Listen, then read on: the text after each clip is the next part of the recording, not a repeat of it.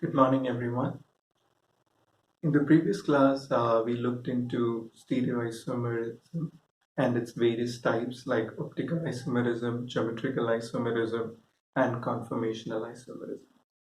Today, we will start with optical isomerism. Now, optical isomerism, as the name suggests, it involves some property of optics, okay, connected with light. Okay, so here it is defined as something which is able to, stereoisomers which is able to rotate a plane polarized light by an angle.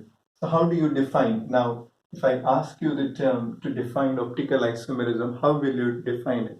So you will define it as the phenomena in which stereoisomers are able to rotate the plane polarized light by an angle.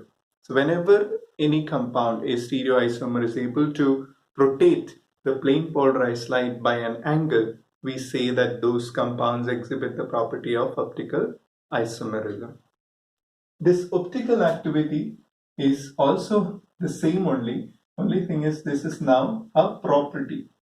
Optical isomerism is a property. So if you ask what do you mean by optical activity, you will say it is a property whereby which the stereoisomers are able to show rotation of the plane polarized light by an angle. So basically, whenever you are talking about optical isomerism or optical activity, which is one of the same type, it is talking about what is happening with a plane polarized light by the stereoisomers. So if stereoisomers is able to cause some effect on the plane polarized light, then we say those stereoisomers are exhibiting a property of optical activity.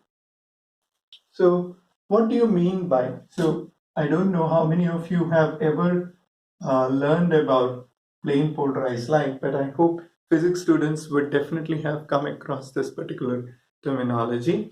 But let us try to understand this in its most simplest way. So when we talk about a general light, it contains vibrations all across in all directions. Okay, because we know light is composed of electrical and magnetic vectors. So these are vibrating. So when these waves are vibrating, and if you take a circular cross section of that light, you will see vibrations happening in all directions. So when you pass this light through a Nicol prism, okay, what it does is it will restrict the vibration in a particular plane.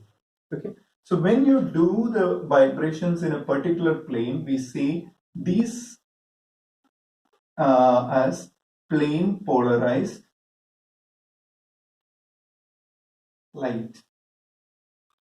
Okay, so plane polarized light is nothing but when you pass the light through Nicol prism, it polarizes the vibrations in one plane. Okay, so that makes this light a plane polarized light.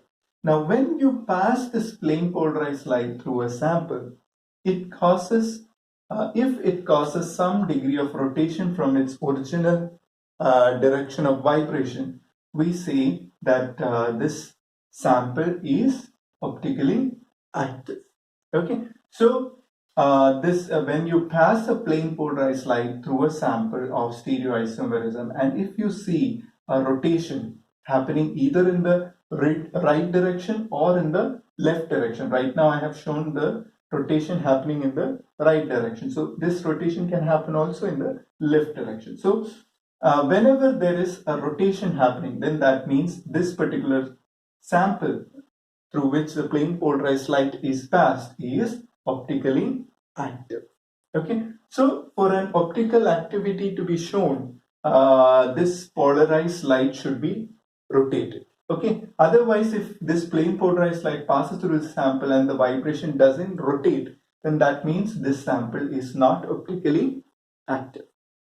And here I want to introduce two terminologies, and that is the dextrorotatory and the levorotatory. So dextrorotatory and reverorotatory is nothing but when the rotation of the plane polarized line happens in the right direction, then we say those samples are dextrorotatory. However, if the rotations are happening in the towards the left side, then we say those to be levorotatory.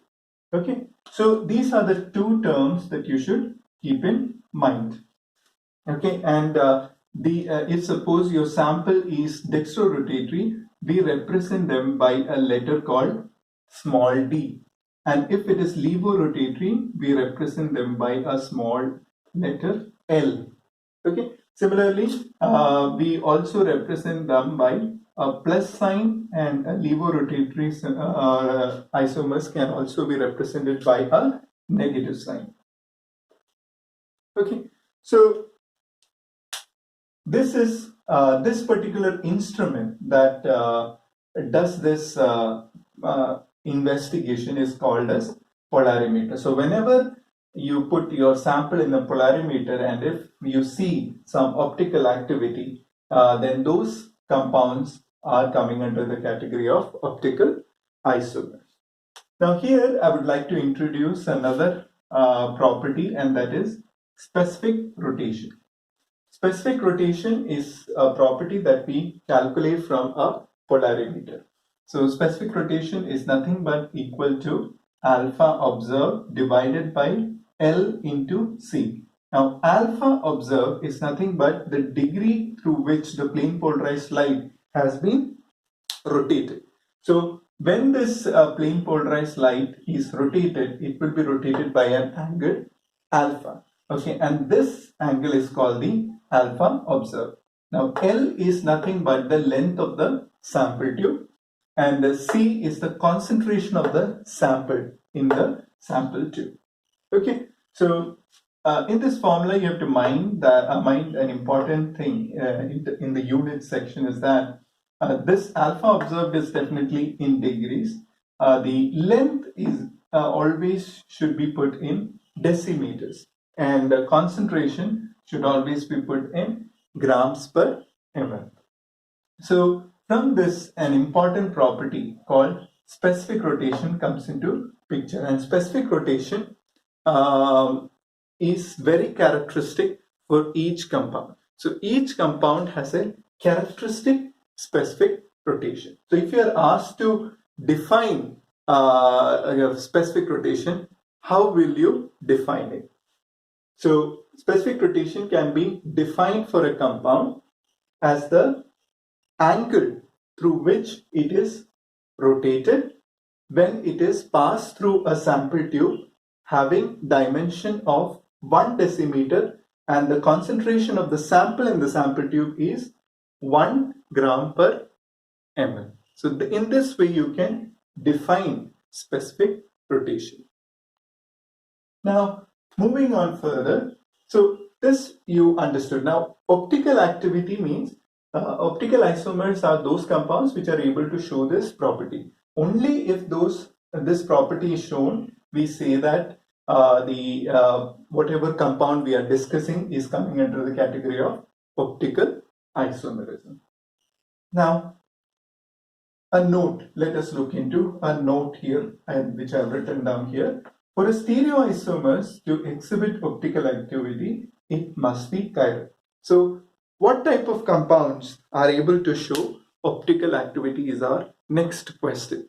So, only those compounds will show optical activity which are chiral. Okay, only chiral compounds would be able to show the property of optical activity. Now, what do you mean by chiral? This is a pretty new term that you might not have heard about. So, chirality. So, this chirality, chiral or chirality is coming from a Greek word that stands for handedness. Okay, that stands for handedness. Handedness means your this left hand and right hand handedness. It represents something related to hands. So how do you define chirality? Chirality is the property exhibited by an object where it is non-superimposable on its mirror image. Okay, so if you see your palm, my palm here, the right palm is and your left palm, they look like mirror images. So if suppose this is my right hand and I place a mirror here, the mirror image would be exactly my left hand. Okay, so my right and left are mirror images of each other. Now, what if I try to superimpose my right hand over my left hand? They are non-superimposable. I hope you can understand that. They are non-superimposable. They doesn't exactly find that my index finger is falling on my little finger. Okay, so what I mean to say is they are non-superimposable. So whenever an object is non-superimposable, we say that those objects are chiral. So hand, left and right hand, that is this hand shows the property of chirality. So if an object, if a component or object is non-superimposable on its mirror image, we say that object or the compound is showing the property of chirality. And if a compound shows the property of chirality, then definitely it will show the property of optical activity. What is optical activity? Optical activity is nothing but it is the property thereby which the compound is able to rotate the plane polarized light by a certain angle. So whenever you see this kind of phenomena where the plane polarized light is rotated by an angle, we say that that compound exhibit optical isomerism, or the property that the compound possesses optical activity. Please look into all these definitions, and I'll be discussing with you those definitions and understanding of this definition in the live session. And please go through these images, okay?